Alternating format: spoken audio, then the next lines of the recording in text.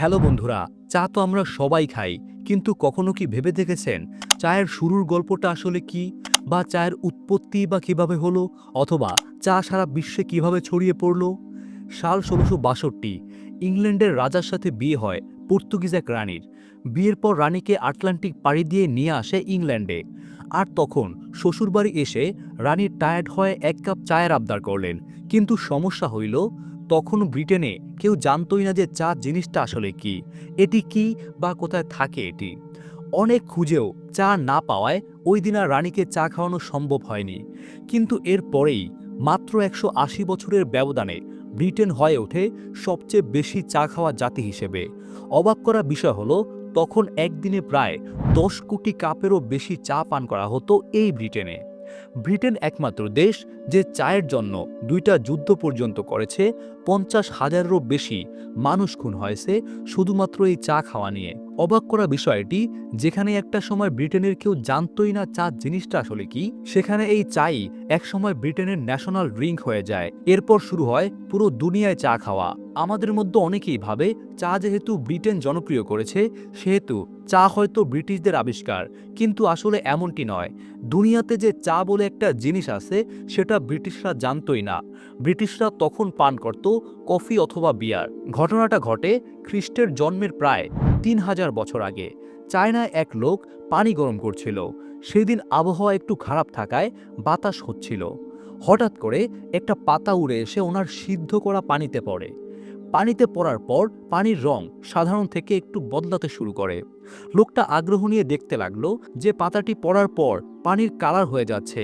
তখন লোকটি কৌতূহলবশত সেখান থেকে একটু পানি উঠিয়ে টেস্ট করে উনি দেখে পানিটা খুবই রিফ্রেশিং, বা পান করতে অনেকটাই ভালো লাগছে। আর তখন থেকেই চায়নায় চা প্রসার শুরু হয়। চায়ের প্রসারের মধ্য দিয়ে চা হয়ে যায় চাইনিজদের মেডিসিনের একটি অংশ। বডি পিউরিফাইং, হজমে সহায়তা, এরকম বিভিন্ন গুণাগুণ আপনি এখনও চায়নার পুরনো বইতে পেয়ে যাবেন। তো বন্ধুরা, আপনি যদি চা খেয়ে থাকেন তাহলে হয়তো বুঝতেই পারছেন চা সত্যি রিফ্রেশিং একটি পানি, এবং এটাকে অনেক ক্ষেত্রে মেডিসিনও বলা হয়।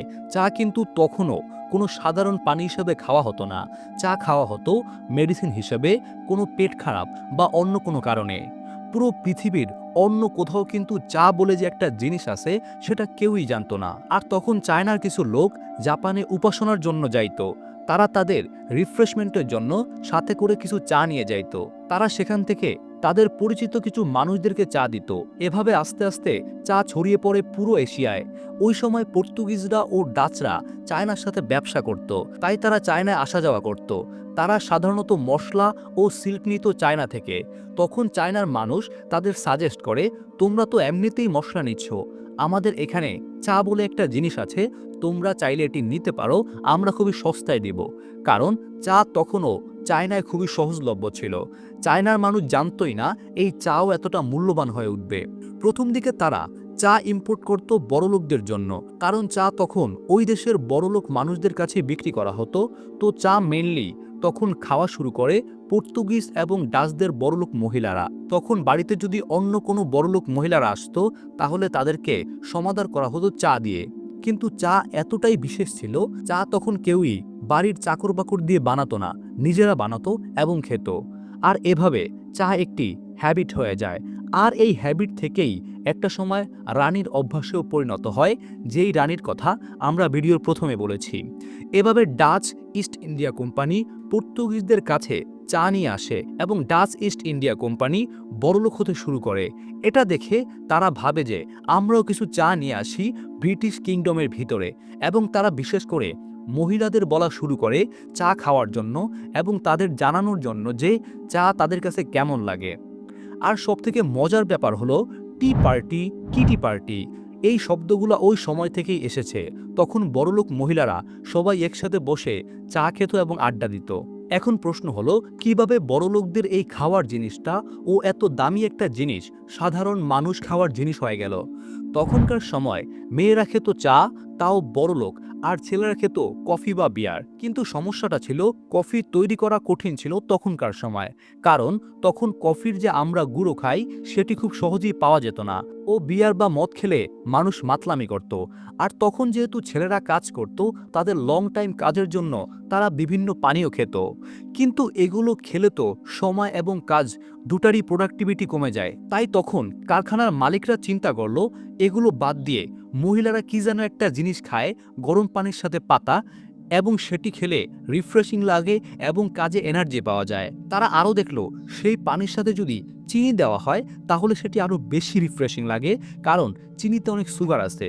আর তখন থেকে কারখানার মালিকরা মদ এবং কফির জায়গাটি পরিবর্তন করে দেয়, সেখানে চা খাওয়াতে শুরু করে শ্রমিকদের। আর তখন থেকে ব্রিটিশ শ্রমিকরা প্রথমে চা খাওয়া শুরু করে। আর এটা দেখে তখন সাধারণ ছেলেরাও চা খাওয়া শুরু করে নিজেদের এনার্জি বুস্ট করার জন্য। এরপর থেকে এটা কোনো মেয়েদের বা ছেলেদের খাওয়ার বস্তু থাকে না, এটা সবাই খাওয়া শুরু করে। এক পর্যায়ে ইস্ট ইন্ডিয়া কোম্পানি অনেক বেশি পরিমাণে চা আনতে শুরু করে, কারণ চায়ের প্রচলন পুরো ভাইরাসের মতো ছড়িয়ে পড়ে। আমরা সাধারণত জানি ব্রিটিশ সরকার রীতিমতো একটু খারাপ, আর তাই তারা তখন চায়ের উপর বড় অঙ্কে একটা ট্যাক্স বসায়, যার ফলে চা আরও বেশি দামি হয়ে পড়ে। আর তখন সাধারণ মানুষ এটা কিনতে পারছিল না। যখন সাধারণ মানুষ এটা কিনতে পারছিল না, তখন শুরু হয় সমস্যা। চা দামি হওয়ায় মানুষজন চা স্মাগলিং করা শুরু করে বিভিন্ন মাধ্যমে। তো চায়ের সাথে বিভিন্ন জিনিস মেশানো লাগলো, কারণ যাতে চা ধরা না পড়ে। আর এই মেশানো জিনিসগুলো একই সাথে খেয়ে অনেক মানুষ মারাও যেতে শুরু করে। আর তখন ভালো চা পেত শুধুমাত্র বড় লোকরা, সাধারণ মানুষ খেত স্মাগলিং করা চা। আরও বড় সমস্যা শুরু হয় চায়না যখন দেখে চা ব্রিটিশরা পাগলের মতো খাচ্ছে। তারা এত পাগল এই চায়ের জন্য, আর যেটা শুধু আমাদের দেশেই পাওয়া যায়, তখন তারা একটু পরিবর্তন হয়ে যায়। এর আগে পর্যন্ত ব্রিটিশ কোম্পানি চায়নায় আসতো, অন্য মশলার সাথে চা নিত, আর বদলে তারা অন্য সব জিনিস চাইনিজদেরকে দিয়ে যেত।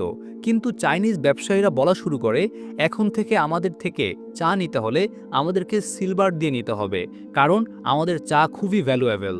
তখন ব্রিটিশ সরকার অনেক ভয়ঙ্কর একটা কাজ করে। তখন ব্রিটিশরা বাংলা, বিহার, উড়িষ্যা সেখানে অলরেডি দখলদারিতে আছে। ব্রিটিশ ইস্ট ইন্ডিয়া কোম্পানি তখন বাংলা, বিহার সহ নানা জায়গায় চাষিদের জোর করে বলে, তোমরা তোমাদের জমিতে ফসল ফলাবা না, তোমরা সবাই আফিমের চাষ করবা। আপনারা তো নীল চাষ সম্পর্কে জানেন, এটা তারও আগের কথা। প্রথমে তাদের আফিমের চাষ করার কথা বলা হতো। তো তারা জানতো যে চায়নার মানুষ আফিমে আসক্ত। তারা সেই আফিম চাইনিজদের ড্রাগ ব্যবসায়ীদের কাছে সিলভারের বিনিময়ে বিক্রি করত, আবার সেই সিলভার দিয়ে চা কিনত। এভাবে করতে গিয়ে ব্রিটিশ সরকার দুইটা বড় রকমের ক্ষতি করে, যার ভিতরে প্রথম, ভারতবর্ষের সব জমিতে আফিমের চাষ করার কারণে জমি নষ্ট হয়ে যায়, এবং দ্বিতীয়ত চায়নার মানুষজন অনেক বেশি মাত্রায় আফিমে আসক্ত হয়ে যায়। আফিমে আসক্ত হওয়ার পর চাইনিজ সরকার আফিমের বিরুদ্ধে যুদ্ধ ঘোষণা করে ও ব্রিটিশ অনেক লোকদের আটক করা হয়, তাদের আফিমের জাহাজ পুড়িয়ে ফেলা হয়। এটা দেখে ব্রিটিশ সরকারও যুদ্ধ করতে এগিয়ে আসে। কিন্তু স্বাভাবিকভাবেই ব্রিটিশরা তখন পুরো দুনিয়া শাসন করছে, তাদের অস্ত্র খুবই স্ট্রং, তাই চাইনিজরা তাদের কাছে তেমন কোনো বড় বিষয় নয়। এক পর্যায়ে যুদ্ধ হয়, চাইনিজ প্রায় 20,000-এরও বেশি মানুষ মারা যায়। ব্রিটিশরা এই যুদ্ধে জিতে যায়।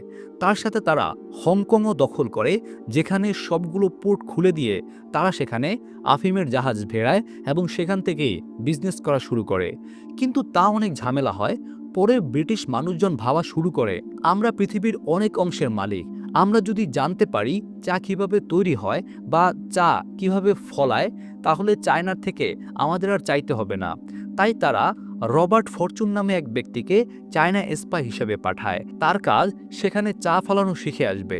তখন রবার্ট ফরচুন শুধু চা চাষ শিখে নিনি, বরং চায়না থেকে চা চাষ করতে পারে এমন দুইজন লোককে ঘুষ দিয়ে নিয়ে আসে। তারপর শুরু হয় চায়ের চাষ। তবে প্রথমে ইন্ডিয়ার আসামে এবং শ্রীলংয়ে, এই দুই জায়গায় চা চাষ শুরু হয়। তারপর থেকে ইস্ট ইন্ডিয়া কোম্পানি 2 বছরের মধ্যে চায়নার সাথে চা নিয়ে কোনো প্রকার ঝামেলা করে না, নিজেরাই চাষ করে চা। আপনারা তো অনেকেই আজকে গর্ব করেন আসামের বা শ্রীলংয়ের চা, এটা আসলে সেই চা যেটা চুরি করে এনে লাগানো হয়েছে। এরপর থেকেই এই অঞ্চলগুলো চায়ের জন্য জনপ্রিয়, ভাবতেই অবাক লাগে। চায়ের মতো একটা পানীয় যেটা কোনো নেশার বস্তু না, সেটি নিয়ে কত কিছু হয়ে গেল পৃথিবীতে, কত হাজার জমি খারাপ করলো, কত মানুষ মারা গেল, যুদ্ধ হইল, শুধু যাতে সবাই চা খাইতে পারে। আর আজকে সেই চা কত সহজলভ্য। তো বন্ধুরা, এই ছিল চায়ের পুরো ইতিহাস। এমন বিস্তারিত আপনি যদি পূর্বে জেনে না থাকেন তাহলে কমেন্টে জানাতে ভুলবেন না। আর চায়ের ইতিহাসের মতো অজানা সকল বিষয় জানতে আমাদের চ্যানেলটি এখনই সাবস্ক্রাইব করুন। আর যদি ফেসবুক থেকে দেখে থাকেন তাহলে পেজটি এখনই ফলো দিয়ে রাখুন।